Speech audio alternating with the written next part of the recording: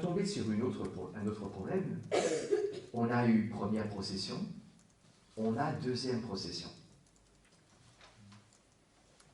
Qu'est-ce qu'on fait maintenant? Alors, de fait, Dieu fait la pause. Dieu n'a pas fait de troisième procession. Pourquoi?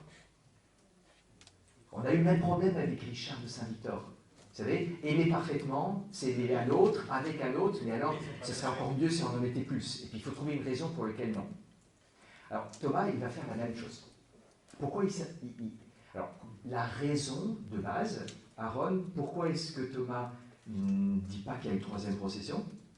Parce que la Bible n'en parle pas. Exactement. Là, vous avez compris. On dit, il y a la révélation qui dit quelque chose, et après, moi, je vais essayer de comprendre ça à partir de l'image. Alors, comment on peut comprendre ça à partir de l'image de la procession mentale? On sait que c'est comme ça. Mais comment on va montrer que c'est cohérent grâce à la procession mentale? Reprenez l'image de la procession mentale.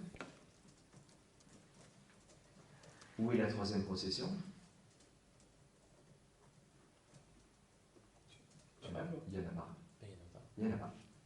Il n'y a que intelligence et amour.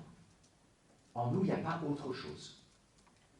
Donc, il y a la mémoire, par exemple, mais dans le schéma augustinien, la mémoire, ce n'est pas une procession, c'est le point de départ.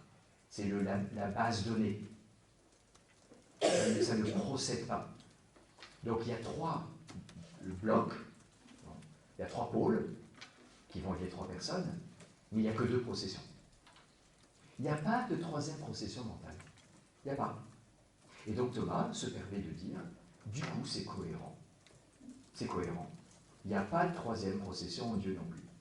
Parce que Dieu est esprit, et que les esprits n'ont que deux processions.